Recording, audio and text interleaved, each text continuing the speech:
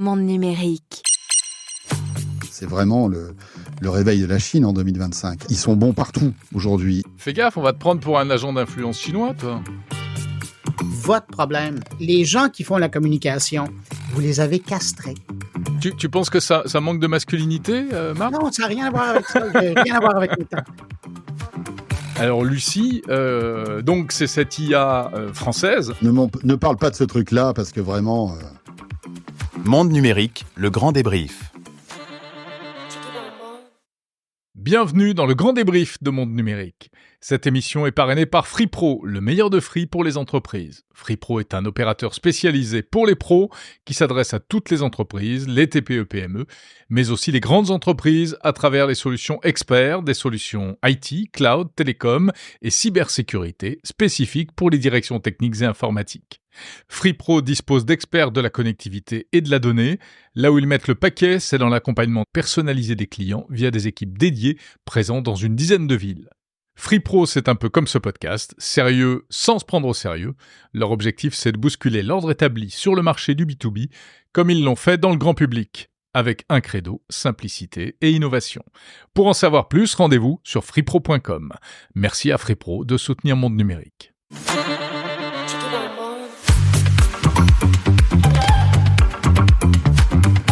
Et c'est parti pour le grand débrief édition 2025. Bienvenue, c'est le premier épisode de cette nouvelle année, enfin qui a déjà bien commencé. Et je suis donc ravi de recevoir comme d'habitude mes acolytes. François Sorel, salut François, es-tu là? Comment ça va les amis? Très heureux de vous retrouver, bonne année! Bonne année! Bonne année! Ouais. Il est jamais trop tard. Ouais, on commence à en avoir tous marre des bonnes années, mais bon, on vous l'a pas donné, on vous l'a pas dit, donc il faut le dire maintenant. Il fallait y passer. Et Bruno Guglielminetti de l'autre côté de l'Atlantique à Montréal. Salut Bruno. Ça va bien? Ça va bien? Ouais, ça va bien? Il est très tôt chez toi à l'heure à laquelle on enregistre. Hein. Ouais, voilà, nous, on est déjà en début d'après-midi. Toi, t'es au petit déjeuner, là. T'en es au bacon, à la poutine et tout. Je viens de finir, là. Mes œufs, bacon, jambon. Ça, c'est bon. Oh là quand là. même. Mais c'est pour ça qu'il est si beau, Bruno. Ah. Il est élevé à la bonne nourriture. Et voilà. Les bons sandwichs le matin avec de la dinde, du bacon et du fromage. Oui, ça, c'est bien. Du steak d'élan et de... Ah là là là là. Et ça, c'est quand je mange pas de la poutine pour déjeuner. Oui. Le grand débrief, les amis, c'est la deuxième année, donc je suis ravi d'entamer avec vous cette deuxième année. Ouais, puisqu'on a commencé, rappelez-vous, en janvier 2024. Voilà, on a tenu une année entière, grâce à vous. Bon, alors il faut dire qu'on s'invite tous les uns les autres.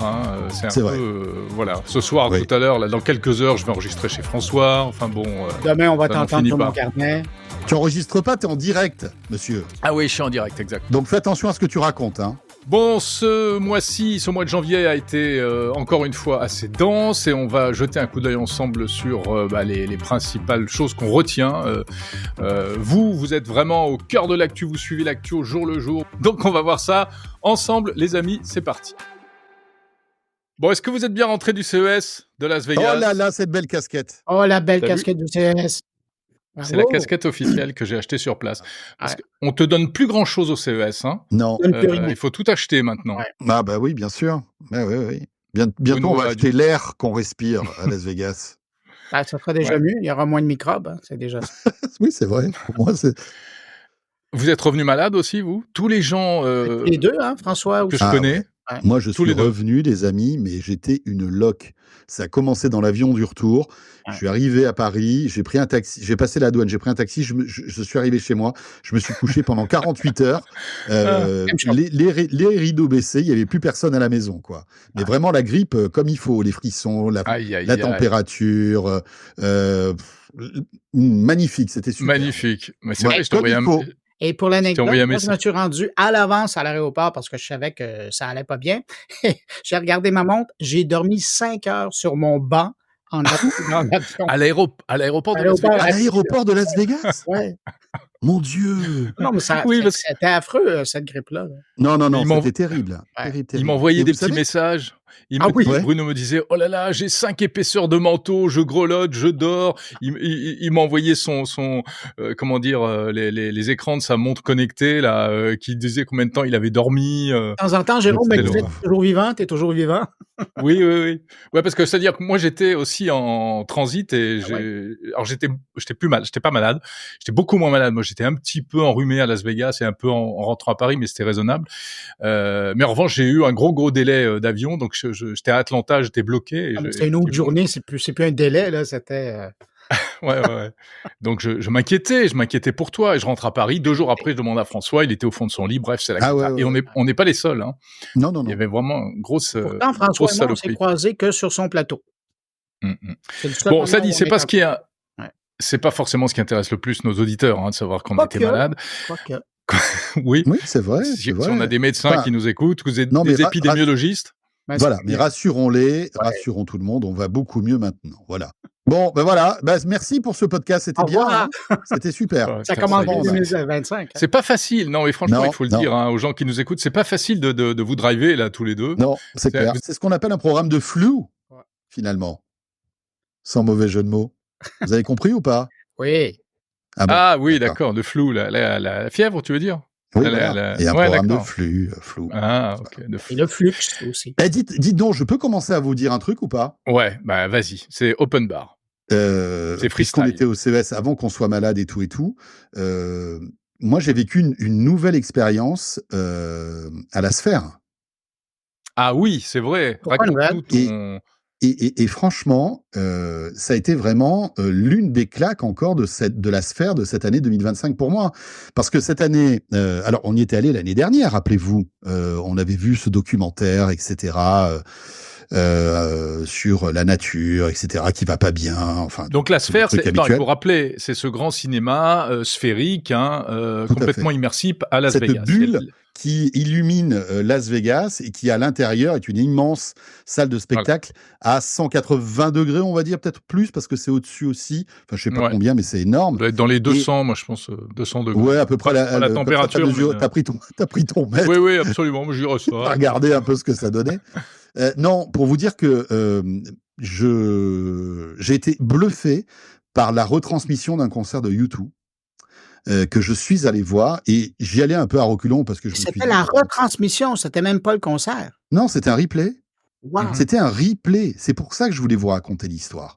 Ouais. Parce que tu arrives dans ce truc-là, tu t'installes et tout, et puis là, d'un coup, paf, ça commence, t'as une ambiance de concert de dingue, et d'un coup, tout s'éteint, et là, tu vois la scène de U2 qui a été filmée avec les membres du groupe qui apparaît devant toi sur les écrans de la Sphère. Et c'est tellement bien fait, la mise à l'échelle est tellement bien faite que tu as l'impression qu'ils sont là. Et la qualité des écrans, en fait, c'est ça, moi, qui me bluffe, c'est la qualité de captation, de retransmission, d'affichage des images qui est dingue. Et à un moment, je me disais, mais waouh, je suis en train de vivre un truc, c'est une révolution parce que tu as l'impression vraiment d'assister au concert de U2 en direct. Parce qu'en plus, ils interagissent avec toi, t'entends un public, parce que évidemment, ça a été tourné en public. Ça a été tourné dans la Sphère. Oui, c'est ça. En fait, c'est ça qui est... l'an dernier.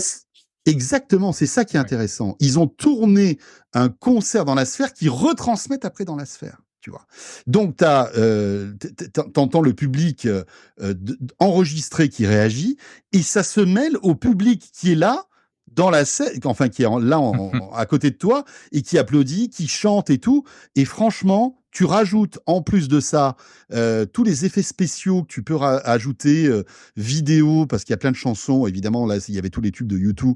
Il y avait des illustrations en 3D qui tournaient dans la Sphère. C'était incroyable. Je suis sorti de là et je me suis dit, j'ai l'impression d'avoir assisté à un vrai concert de U2.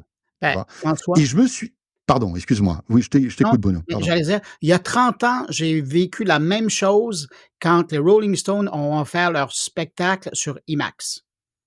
Même chose. Ouais. La même chose. J'ai l'impression de les avoir vus en spectacle, à un tel point que j'ai même acheté la version DVD. Un jour qui est sorti, évidemment, c'est pas le même effet que de voir sur IMAX. C'est pas pareil à la maison. Mais je comprends tout à fait ce que tu dis. Et après, tu te dis, mais c'est incroyable parce que finalement, je sais pas si vous vous souvenez, mais l'année dernière, on se posait des questions sur le modèle économique de la sphère. Mais le modèle économique de la sphère, il est tout trouvé. Tu vas te retrouver, là, il y avait, je crois, fin janvier, les Eagles, qui étaient en concert à la sphère. Ils existent encore, les Eagles. Bah écoute, j'ai été surpris comme toi. Je me disais waouh, est-ce qu'ils sont encore, est-ce qu'ils arrivent à tenir debout? Bah visiblement, bon à mon avis, ils volent un peu moins haut, hein, quand même les Eagles, mais ils sont toujours là. Et ils font des concerts là-bas qui à mon avis vont être captés et retransmis en replay et ça doit être incroyable. Et je pense qu'après tu peux même imaginer un modèle économique derrière tout ça, parce que demain, on pourrait très bien avoir des sphères un peu partout dans le monde qui retransmettent des concerts avec un réalisme et une immersion qui est dingue. Franchement. Et puis tu mets ça dans des casques, tu mets ça dans des Vision Pro, etc. Ce qui s'est fait d'ailleurs. Voilà, c'est ça aussi, parce que dans le casque de métal, il y a déjà eu des concerts.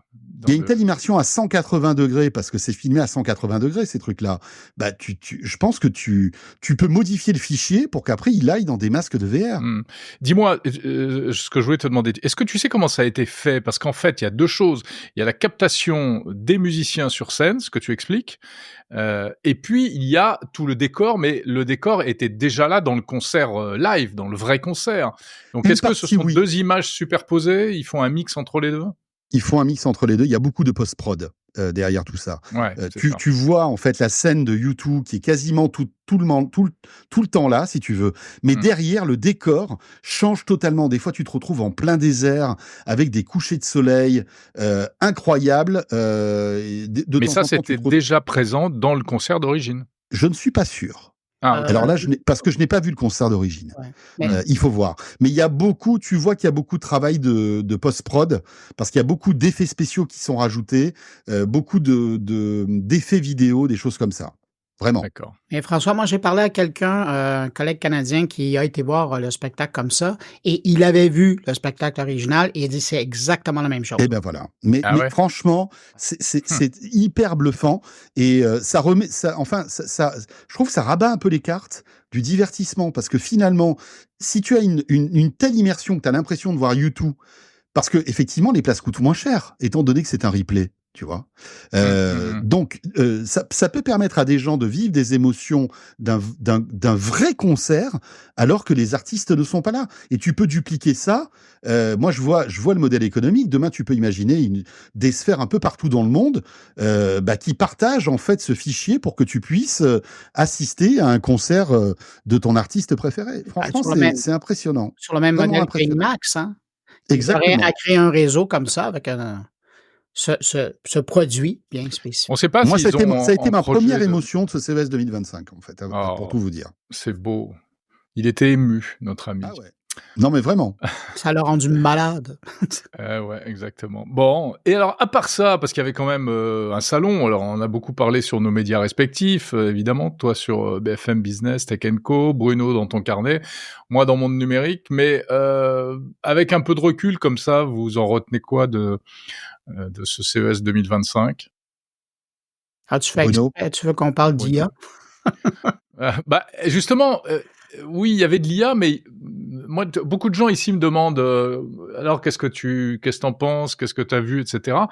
On n'a pas vu tout ce dont on parle et tout ce qui fait l'actu actuellement, par exemple, parce que OpenAI, tout ça, ils sont pas là-bas. Donc en fait, on a vu, c'est vrai, des applications d'intelligence artificielle. Mais on n'a pas vu de grandes annonces sur de nouvelles stratégies d'IA, etc. Alors après, bon, c'est le but du jeu, hein. Mais voilà, je trouve qu'il y avait ça reste, et c'est ça qui est pas forcément évident. Le CES, il a un côté un peu, il a une espèce d'aura ça de vigie, de pointe de l'épée en matière d'innovation technologique. Mais c'est pas forcément là que sont annoncées les plus grandes révolutions. Ben, Jérôme, moi, je vais dire, cette année, et c'est peut-être parce que j'ai porté plus attention, j'ai l'impression que cette année, les keynotes, les grandes conférences de soirée, même d'après-midi, là-dedans, il y avait plus d'annonces. Ah ouais, d'accord. Parce que François, quand il me parlait de son émotion là, à la sphère, je pensais qu'elle allait me présenter la présentation du grand patron de Delta. Ah, j'y étais pas. J'y étais pas. C'était quelque chose, ça.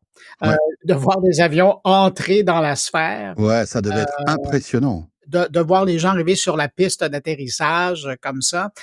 C'était vraiment, moi, c'est la première fois que je vois une conférence aussi immersive, là. Mais l'important, c'était les annonces qui étaient faites là-dedans. Même chose quand le patron de NVIDIA a fait ses présentations, avec notamment l'ordinateur à 3 000 qui a fait tomber sur le derrière Jérôme. Tu sais, dans ces keynotes, même la patronne de X, dans la conférence qu'elle a donnée en après-midi, j'ai l'impression que cette année, les conférences, la programmation des conférences était très forte et qu'il y avait des annonces.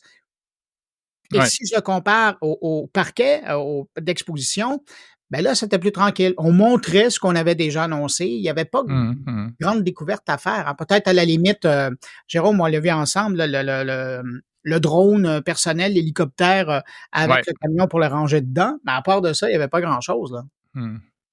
Non, mais c'est sûr que de toute façon, tout dépend de ce qu'on voit au CES. Hein. Moi, je suis beaucoup sur les stands. Toi, Bruno, tu as pas mal suivi les conférences. Bon, François, lui, était à la Sphère. Ouais, j'étais surtout sur mon plateau, là, emprisonné. Attaché sur ton plateau. À l'Eureka Park. Eh oui.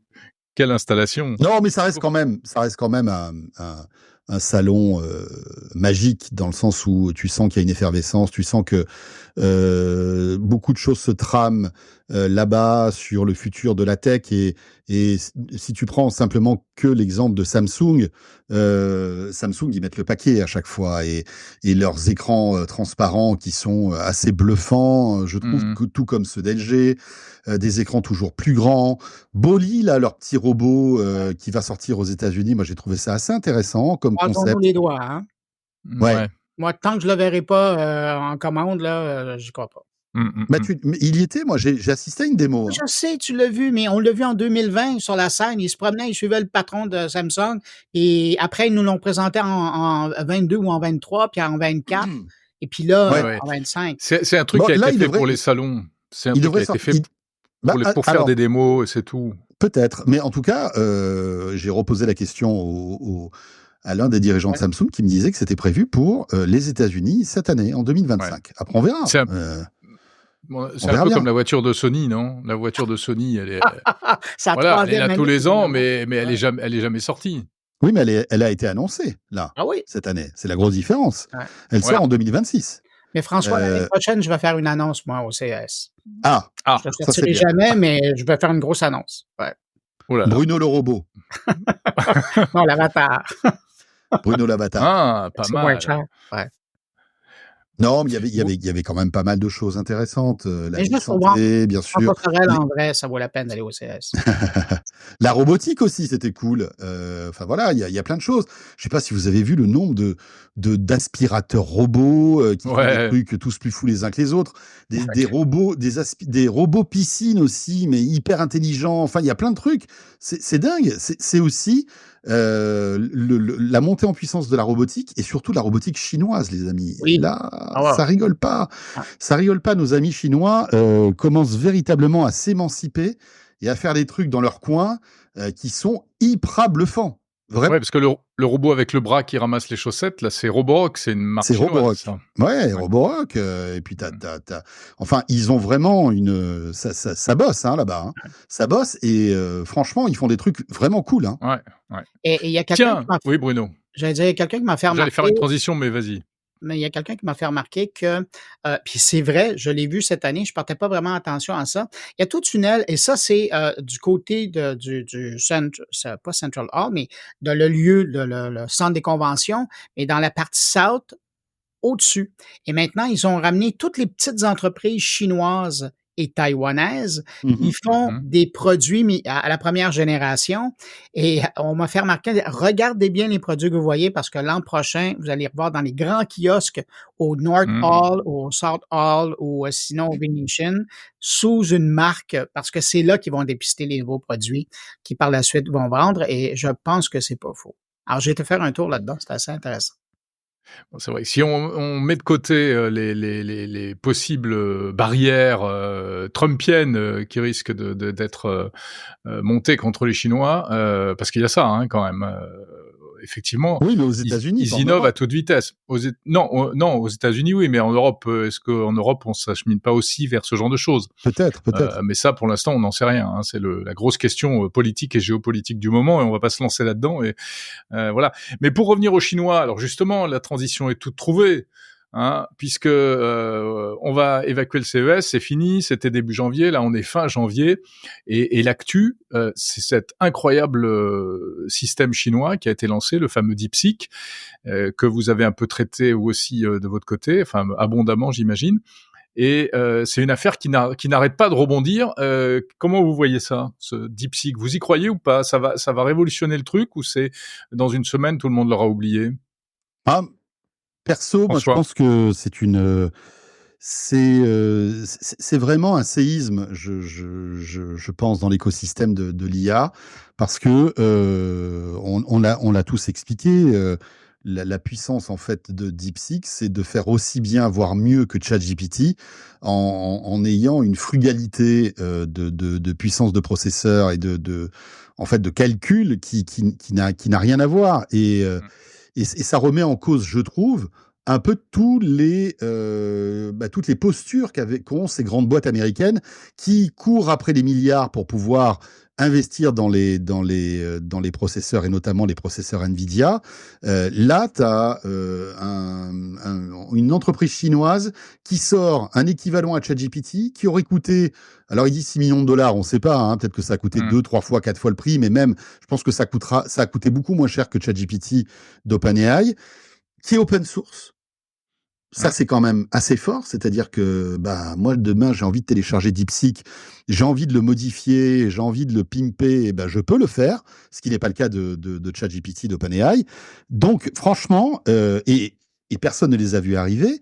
Et ça, je pense que ça remet en question quand même cette surenchère de puissance de calcul, les conséquences énergétiques que ça peut avoir. Ouais. Ça prouve que finalement, quand on est dans une situation un peu Koh-Lanta, parce que les Chinois, c'est un peu ça, hein, ils se sont retrouvés dans une situation où ils n'avaient pas tous les processeurs que les Américains avaient, peut-être pas autant de moyens. Toutes les on va dire les bannes qu'ils ont à droite à gauche, ils se sont dit comment on peut faire, et en fait avec ils en ont fait une force. Système D, ils ont réussi à faire un truc qui est quand même impressionnant. Alors après, je sais pas si vous avez suivi le truc, il y a OpenAI qui dit oui, mais ils ont copié notre recette de ChatGPT, mais enfin bon, OpenAI qui dit qui commence à parler de copiage alors qu'ils ont copié des milliards ils ont siliconné le web depuis des années, c'est quand même un peu fort de café, tu vois. C'est vrai qu'ils sont peu mal placés pour dire ça. Nous, c'est un peu le résumé qu'on a dans Tech & Co sur ce sujet, en ce moment. Ouais. Bruno? Écoute, je veux juste revenir sur un qualificatif que François a utilisé, aussi bien que ChatGPT. Je pense pas qu'il est aussi bien. Je pense à une étude que j'ai lue ce matin de NewsGuard qui a fait un test par rapport à des questions de connaissances, et il arrive sur un classement de 11 IA génératives. DeepSeek arrive en 10e position. Parce que dans 8 des 10 questions, il a donné des réponses, mais qui étaient erronées.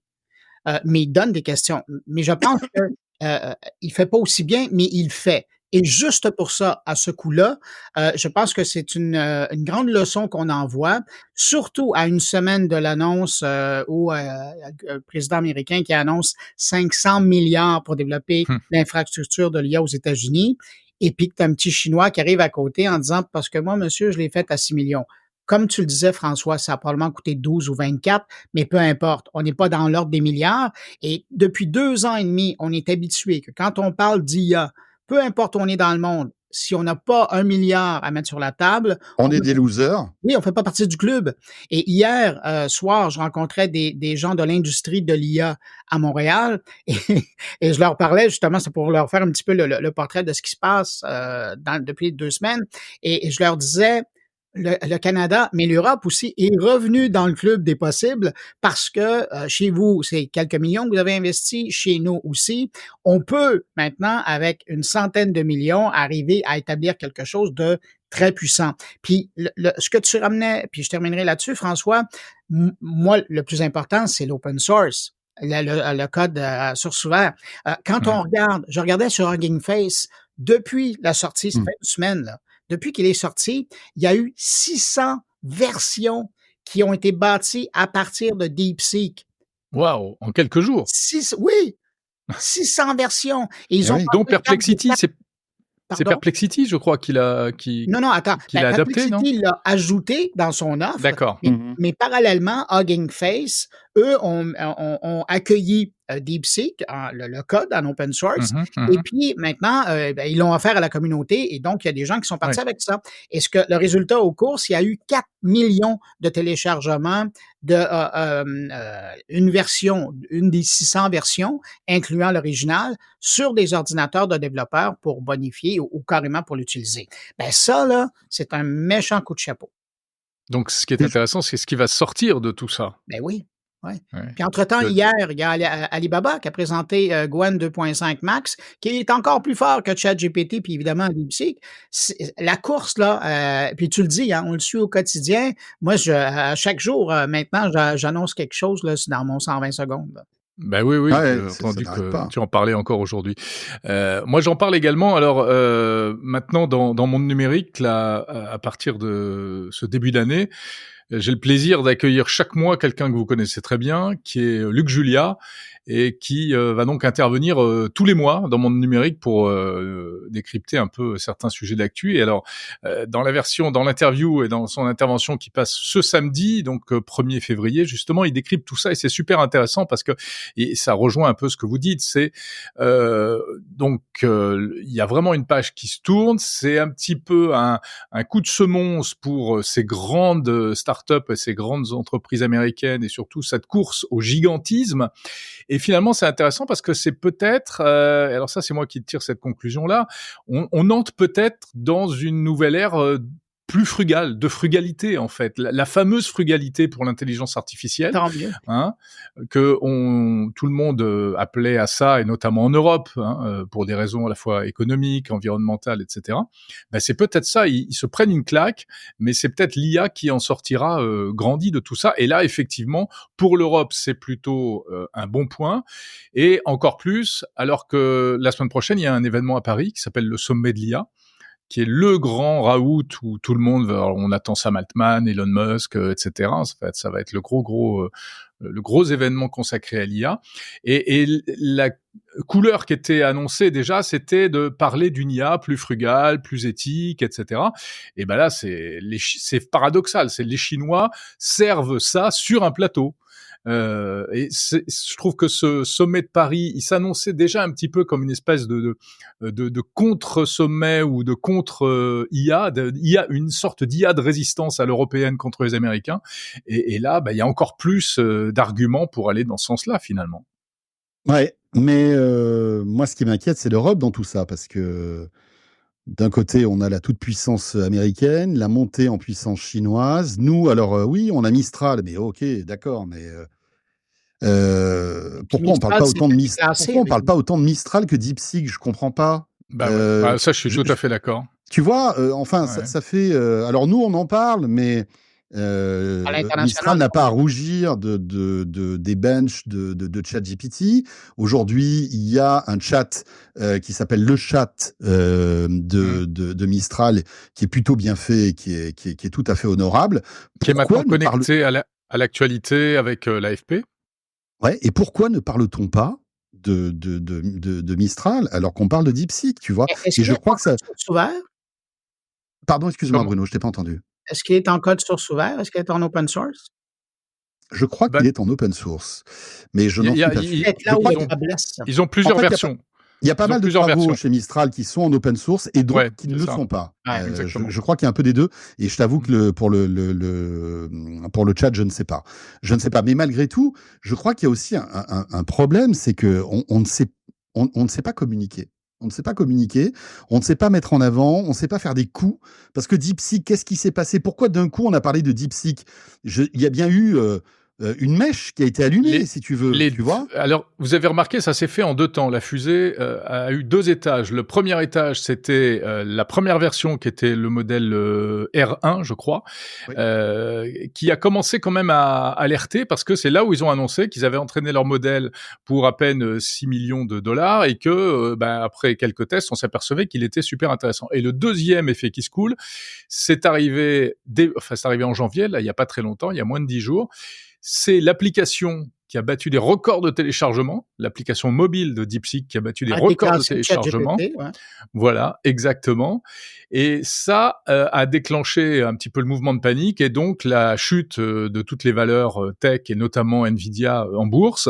Et du coup, la presse s'est emparée de ça. Enfin, ça a été un tsunami médiatique, cette histoire-là. Mais Jérôme, tu me permets de revenir sur ce que François dit, je trouve ça intéressant. Sur votre, puis là, je dis vraiment votre problème aux entreprises. Merci, tu nous renvoies à nos... Oui, mais je vais vous renvoyer la balle, puis vous allez voir, elle va revenir fort, puis je m'excuse. Mais c'est tellement gros pour moi. T'as raison, c'est que les gens qui font la communication, je pense que à l'usage, vous les avez castrés. C'est aussi fort que ça. Moi, je le vois. Moi, je le vois à l'usage.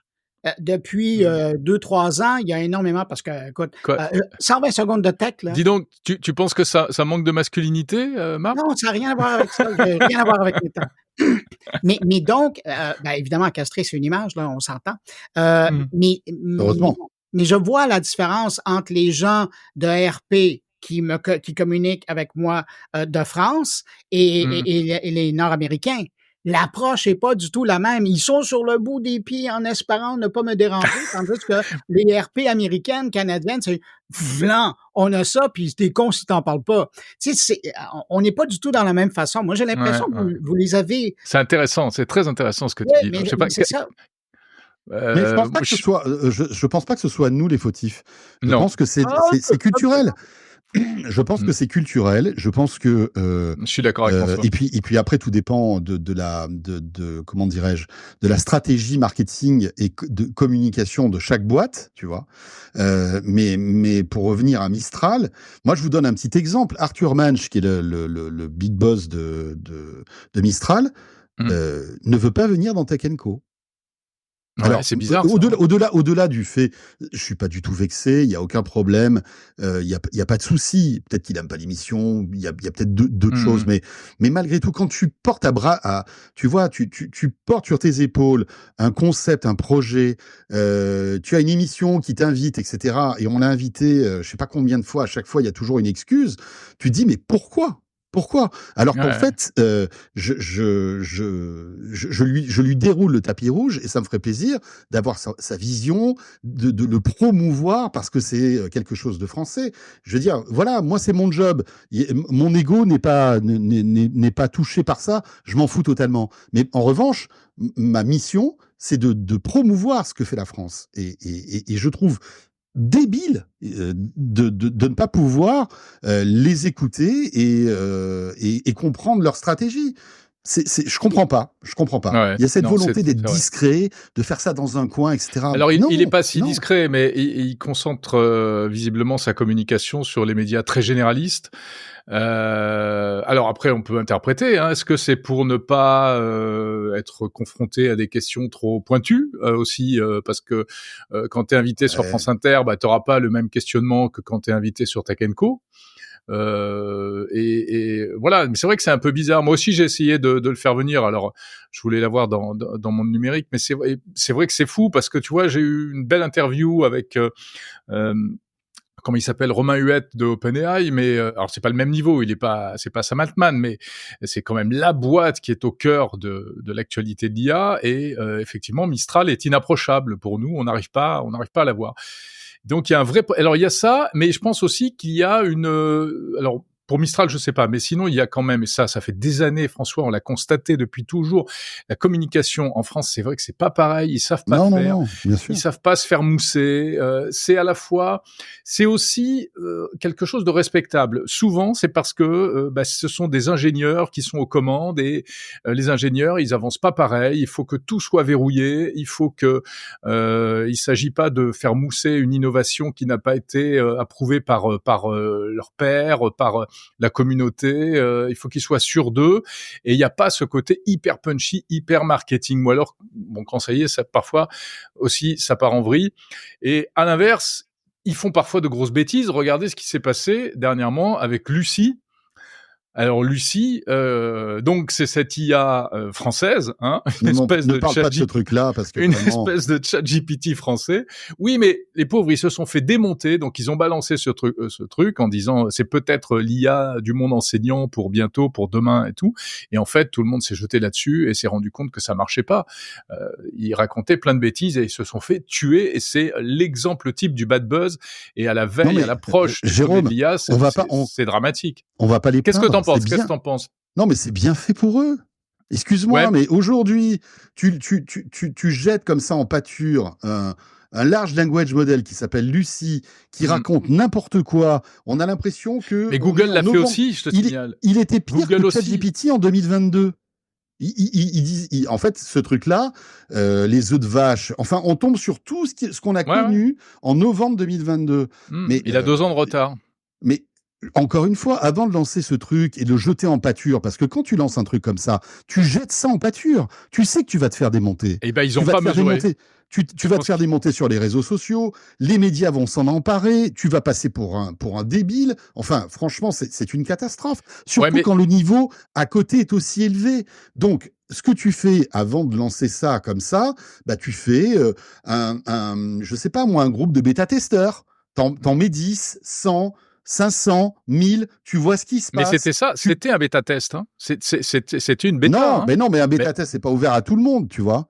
Tu fais un truc, je sais pas, moi, tu fais appel à des journalistes, ou tu fais appel à des spécialistes qui vont d'abord jauger ce truc-là avant de dire, ok, bon, non, le balancez pas parce que c'est pas bon, ou alors vous pouvez y aller, ça commence à être sympa, tu vois. Là, ils ont jeté ça comme ça, ce truc-là s'est fait défoncer. En fait. Ouais, mais je pense que c'est typiquement une erreur à la française parce que ils ont visiblement pas été conseillés au niveau communication et c'est c'est les ingénieurs qui ont lancé ça.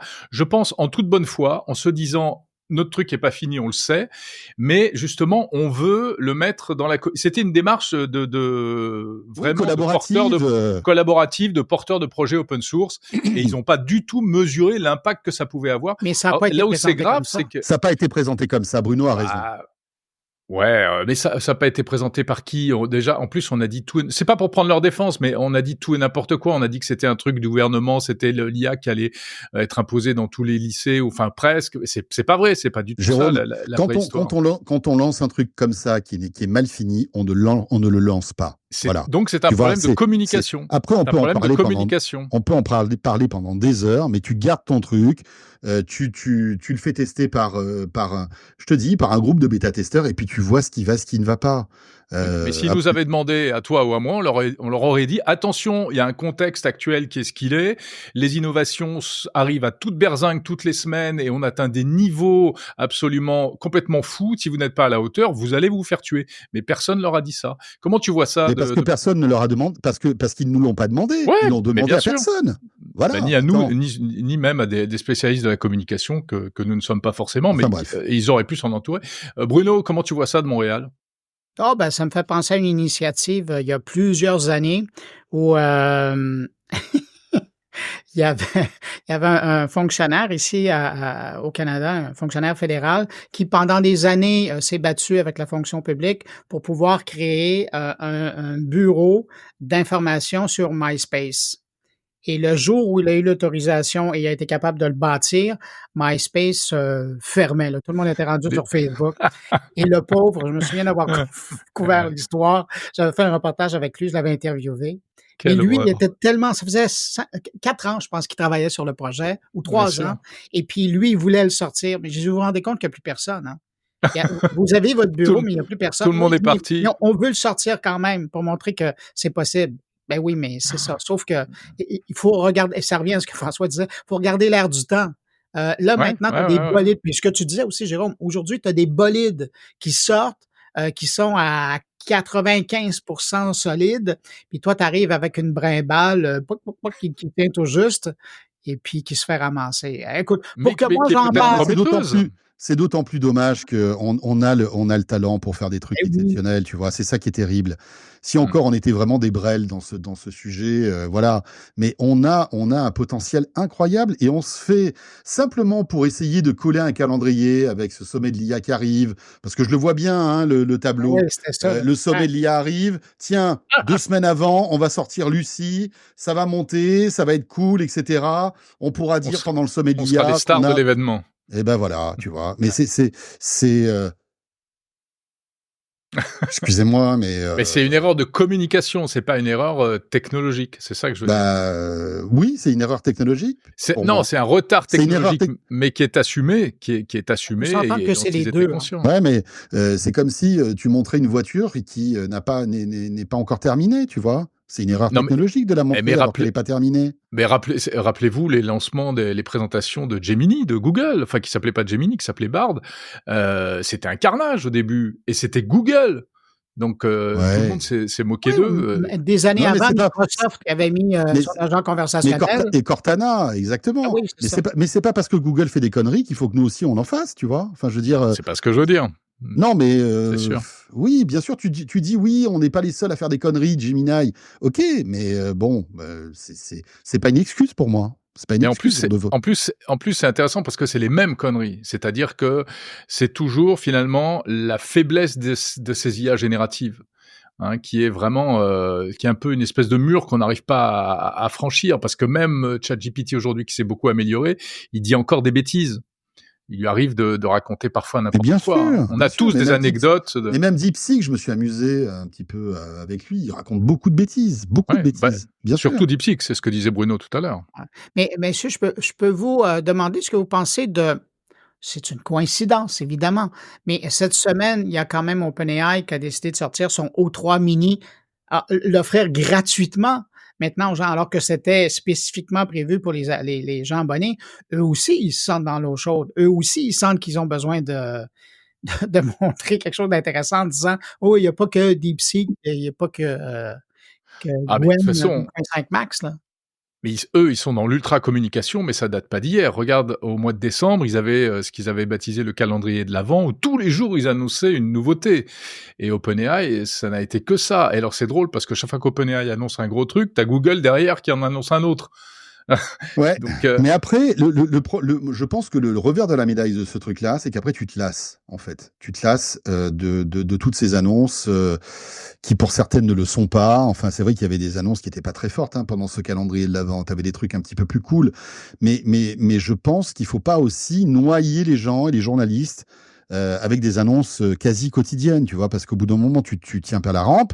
Et puis, quand il y a un DeepSeek qui arrive, ça remet en cause toute ta communication, parce que ce que tu es en train de dire, qu'il faut toujours plus de puissance, toujours plus d'énergie, toujours plus de cartes graphiques, etc., pour améliorer, pour ce Graal de l'IA générative et de ces agents IA, quand tu dis ça et que derrière tu te retrouves avec un truc hyper frugal qui est DeepSeek, c'est compliqué à avaler, tu vois. Et moi, je pense que chez OpenAI, ça doit être un peu le branle-bas de combat, là. Je pense.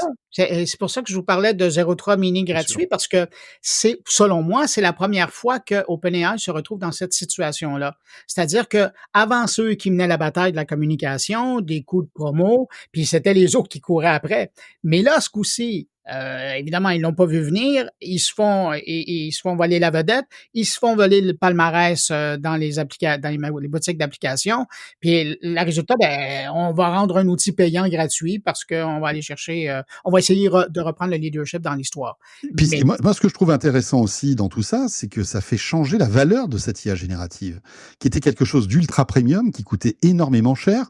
Je sais pas si vous avez vu les prix des licences Microsoft avec Copilot, ça coûte une fortune. Ça coûte une fortune. Maintenant, si DeepSeek arrive à dire, regardez, moi je vais faire quasiment aussi bien, peut-être pas tout de suite, mais dans quelques mois, pour un dixième ou un centième de ce que coûtent les abonnements d'OpenAI, ça remet en cause déjà que le modèle économique de toutes ces IA génératives n'est pas forcément très clair. Hein, on le voit, hein, le modèle économique n'est pas assuré. Si en plus de ça, tu as un concurrent chinois qui casse les prix, ça va être chaud. C'est sûr. Ah là là. Bon, en tout cas, ce qui est bien, c'est que nous, on a toujours du grain à moudre. Hein. Tous les jours ou presque, il se passe quelque chose. Tous les jours ou presque, on a de quoi écrire des articles, de quoi faire des interviews, de quoi faire des décryptages. C'est quand même une époque incroyable. Et moi, je serais curieux de savoir si ça va continuer sur ce rythme en 2025 ou justement si ça va un peu se calmer. Est-ce que la chute des valeurs tech américaines est un signe peut-être avant-coureur de quelque chose d'un peu plus grave, justement à cause de DeepSeek et autres. C'est ça qui sera intéressant quand même de surveiller en 2025. Je ne sais pas ce que vous en pensez, mais on Est-ce que la bulle de l'IA est-ce qu'il y a une bulle et s'il y a une bulle, est-ce qu'elle va écécler en 2025? C'est ça. Non, mais je trouve certaines, c'est sûr qu'ils doivent revoir leur modèle. Ce que je vous disais tout à l'heure, là, les coups de milliards, faut revoir ça. Et moi, je suis content parce que depuis septembre passé, j'ai mis beaucoup plus de temps à regarder ce qui se passe en Chine, à suivre les médias chinois, à travailler sur la traduction pour arriver à voir comment ça se passait. Et là, je trouve que c'est payant. C'est parce que là, on en a beaucoup parlé en Chine de DeepSeek. Oui. Ouais. Hein, ça a été il y a eu vachement apparemment beaucoup d'articles, beaucoup de trucs sur les réseaux sociaux, etc. Ouais, ça fait beaucoup de bruit, cette histoire-là. DeepSeek, pour eux, c'est aussi une fierté. Bah, évidemment. De voir comment ils sont en train d'impacter les Américains, alors qu'il y a un bonhomme qui se promène en disant, on va vous foutre 25% de taxes d'entrée. Si vous voulez, oui, mais nous, on est en train de vous chambouler l'économie de l'IA. Non, mais la Chine, en fait, tu parlais tout à l'heure de 2025 qui va se passer. Moi, c'est vraiment le réveil de la Chine en 2025 avec l'électronique grand public où ils sont excellents. On parlait de robots tout à l'heure, mais ils sont bons partout aujourd'hui. Et on peut plus dire que les Chinois copient les Occidentaux, c'est faux. Ils font des trucs. Tu prends le Huawei pliant à 3 écrans. Ce truc-là est un vrai bijou. C'est un bijou, ce téléphone. Je ne sais pas si vous l'avez eu en main, mais ce Huawei là.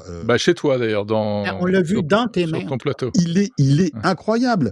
Même pas Samsung a sorti un produit comme ça, tu vois. Alors, parlons même pas d'Apple, qui n'a même pas encore sorti de pliant à 2 écrans.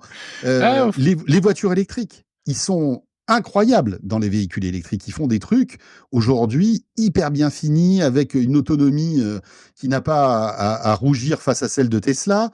L'IA générative, il commence à être bon. Fais gaffe, on va te prendre pour un agent d'influence chinois, toi. Mais non. Moi, je dis simplement qu'il faut qu'on se réveille. Il faut qu'on se réveille parce que franchement, l'Europe, moi, je suis assez inquiet. Hein. Je suis bien ton avis. Moi, le mois dernier, dans l'épisode précédent, moi, j'avais piqué un coup de gueule contre ça et je suis le premier je suis entièrement de ton avis. Alors, je trouve que malgré tout, finalement, comme on pouvait s'y attendre, l'arrivée de Trump a au moins quelque chose de bénéfique, c'est que ça va faire un électrochoc. On dirait que ça agit comme un électrochoc. Je sais pas si vous avez vu le discours de Ursula von der Leyen là, qui commence à dire oui bon alors on va se remettre en ordre de bataille justement pour l'IA. Il faut un plan IA. Alors pour l'instant c'est des paroles, hein. On est d'accord. De toute façon c'est souvent beaucoup de paroles. L'Europe, les paroles. Ça, ils sont forts. Rappelle-toi du rapport de Mario Draghi qui était sorti il y a quelques mois, qui était très visionnaire. Oui, mais qui n'est pas abandonné, qui est justement, peut-être va reprendre un peu de poil de la bête parce qu'elle s'appuie beaucoup sur le rapport Draghi. Et ça, effectivement, je pense qu'il faudrait aujourd'hui que le rapport Draghi, ce soit notre boussole. Il faudrait que ce soit vraiment le cap à suivre parce que tout y est dans ce rapport Draghi. Ouais. L'autre jour, je regardais encore un peu les trucs, mais l'état des lieux est parfaitement lucide et les actions qui sont proposées sont ambitieuses, mais tu te dis, mais bien sûr qu'il faut faire ça. Investir dans l'IA, faire baisser le prix de l'énergie, et tout en continuant à mener le combat à l'européenne qui n'est pas à l'américaine. On n'en a pas besoin de construire des milliards de data centers toujours plus énergivores, et on peut trouver autre chose, notamment grâce à ces IA un peu frugales. Bon, alors est-ce que il y aura des actions au-delà des discours? Écoute, en tout cas, moi je trouve que ça commence à... Il y a une ébauche de signal qui est peut-être pas inintéressant. Voilà. Écoute, restons optimistes. Ouais. Et sur l'IA d'ailleurs, moi j'invite les auditeurs aussi à écouter Luc Julia dans mon épisode de l'hebdo de Monde Numérique de ce samedi, parce que c'est intéressant. Il évoque aussi à la fois le devenir des IA génératives et peut-être cette nouvelle direction qui pourrait être prise pour l'intelligence artificielle d'une manière générale. Les amis, on arrive à la fin un peu de ce rendez-vous, mais donc j'ai envie de vous demander, c'est presque une question rituelle, avez-vous un coup de cœur ou un coup de gueule pour ce mois de janvier? Bruno me fait non, toi tu me fais non de la tête. Bon bah ok, c'est super, on va s'arrêter là alors. Vous êtes vraiment des coquins, je vous avais demandé de préparer ça. Ils n'ont rien à dire. Bon, moi j'ai un coup de cœur alors, moi j'ai un truc à raconter, un truc un peu perso. Allez, vas-y. Ouais, non mais c'est lié à l'intelligence artificielle. Je suis content parce que j'étais tout excité ces derniers jours, car j'ai enfin pris le temps, j'avais pas eu le temps de le faire jusqu'à présent, j'avoue, de me programmer des GPTs, donc des outils basés sur ChatGPT, pour pouvoir produire mes podcasts, et notamment pour faire tout ce qu'il y a après l'enregistrement d'un podcast, et donc c'est-à-dire la création du texte, faire des posts pour les réseaux sociaux, faire un article pour le web, pour la newsletter, etc. Et j'utilisais déjà un peu ChatGPT, et là je me suis programmé des GPTs. Waouh, c'est génial. Et maintenant, je prends le fichier audio de mon podcast, je le mets dans une moulinette, j'en fais une transcription, je le balance sur mes GPT, et il me sort en 3 clics le résumé, le post de réseaux sociaux, le truc, l'interview transcrite. Et il y a quelques jours, je montrais ça à un copain, un ami journaliste qui était sous le choc, quoi. Il me dit mais c'est incroyable, il faut que tu viennes expliquer ça dans les rédactions, etc. Et voilà, donc c'est assez étonnant. Et d'ailleurs, j'en profite d'une manière générale. Je trouve que l'IA est quand même un outil génial pour les médias. C'est un outil génial. Au début, on a pris peur. Tous les médias ont dit « Oh là là, attention, ça va être horrible !» Dans les grandes rédactions, le mot d'ordre, c'était « Surtout, n'y allons pas !» etc. Et en fait, c'est débile, c'est l'inverse. Et je vais faire un petit coucou, tiens, à une connaissance qu'on a tous les trois, qui est Emmanuel Torregano. En plus, je sais qu'il écoute ce podcast, qui a son média, qui s'appelle Électron Libre, qui est un média spécialisé qui s'intéresse à l'actualité des médias, et qui a implémenté lui aussi un moteur d'IA sur son site pour permettre aux gens d'accéder à l'information d'une autre manière, de poser des questions sur les articles pour avoir des contenus. Il a tout développé tout seul avec des prompts, etc. Et il se régale, et il m'envoie des messages tous les jours pour me dire « Ouais, j'ai fait ci, j'ai fait ça, c'est génial. » Enfin, moi, je suis estomaqué, et je trouve ça absolument fabuleux, tout ce qu'on arrive à faire aujourd'hui. Et encore, on sent qu'on en est qu'au premier stade, qu'au balbutiement. Moi, j'attends avec impatience les agents, si la promesse est à la hauteur de ce qu'on nous vend, et les agents qui permettront en quelques clics d'accélérer encore plus le processus. C'est-à-dire que l'aspect journalistique, on continue à l'avoir, c'est nous qui avons le final cut, c'est nous qui avons l'impulsion de départ, mais entre les deux, tu as toute une série de tâches qui sont très consommatrices de temps, qui sont des formalités, et tout ça, on peut le faire par IA aujourd'hui, enfin tout ou presque, quoi. Voilà, c'était mon petit coup de cœur.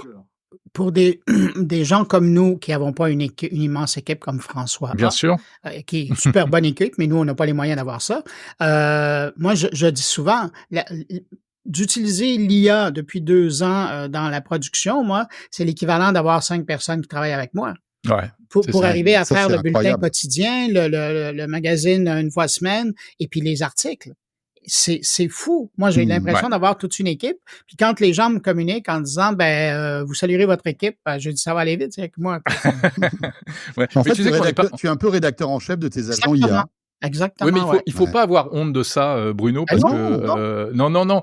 Et en plus, on n'est pas les seuls. Moi, quand j'étais aux États-Unis là à Noël, j'ai rencontré un podcasteur qui est assez connu, qui fait un podcast qui raconte la vie de grands entrepreneurs. Ça s'appelle Founders. Je vous invite à écouter. D'ailleurs, c'est vachement bien son truc. Il a fait une entrevue avec toi, c'est ça?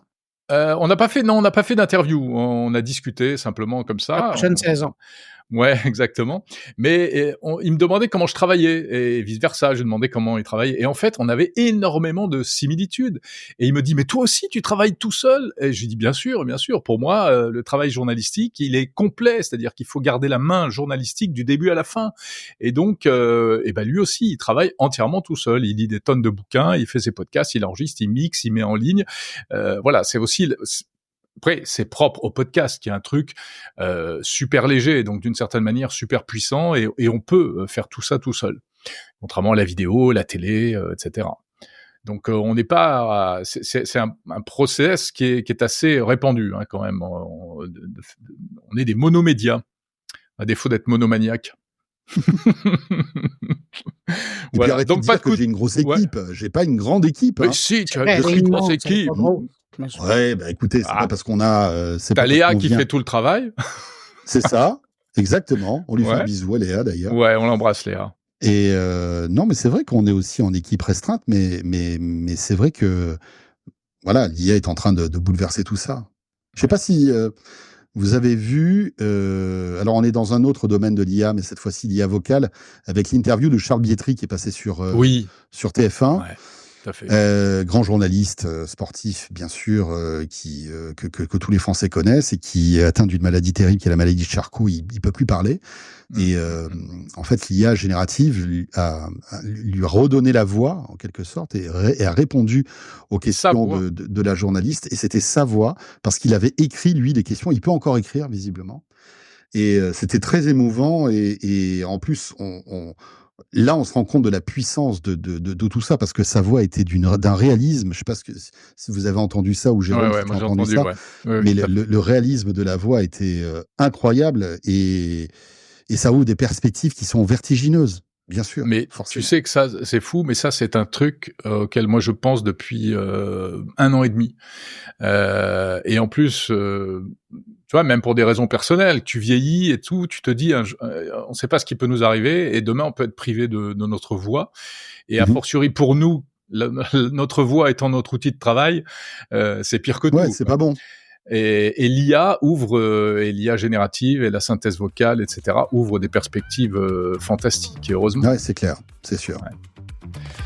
Voilà. Bon, les amis, sur cette belle note optimiste, je propose que nous nous quittions. C'était un plaisir d'être avec vous, les amis, comme chaque mois. Merci beaucoup pour cette heure. Voilà. 7 heures. Oui, 7 heures. C'est vrai. François, on se retrouve ce soir, enfin quand on dit ce soir, c'est-à-dire c'est jeudi soir, c'est-à-dire que c'est la veille on se retrouve hier, exactement, on se retrouve hier sur le plateau de Balado. Les mecs qui deviennent complètement fous, on se retrouve hier, bien sûr, oui, évidemment. Tout va bien. Et Bruno, toi, on se retrouve demain, par contre. Non, chez toi, c'est aujourd'hui. Ouais. C'est compliqué, hein. La vache. Dans ton carnet, c'est aujourd'hui. Et dans Monde Numérique, c'est demain.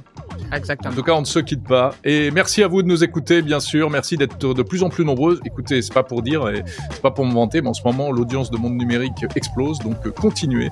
Surtout continuez. Mérité. Merci, c'est gentil. Soyez prudents, parce que si ça explose, ça peut faire des dégâts. Ah bah oui, attention. Non, puis, pourvu que ça dure, surtout, et ces choses-là, voilà, c'est un peu comme ça parfois. Hein. Voilà. Bon, on vous dit, vous qui nous écoutez, à très vite. Vous pouvez retrouver, si c'est pas fait, vous pouvez regarder, vous pouvez écouter ce podcast, ou plus exactement le regarder, sur la chaîne YouTube de Monde Numérique. Il y a un petit décalage de quelques jours. Et puis on se retrouve le mois prochain avec Bruno Guglielminetti. Pardon. Je parle comme ChatGPT. ChatGPT, il t'a rebaptisé Guglielminetti en 2 mots. Et François Sorel, c'est plus facile. Salut les amis. Salut tout le monde, à très vite. Bye. Salut. Le grand débrief de Monde Numérique vous était proposé en partenariat avec FreePro, le meilleur de Free pour les entreprises.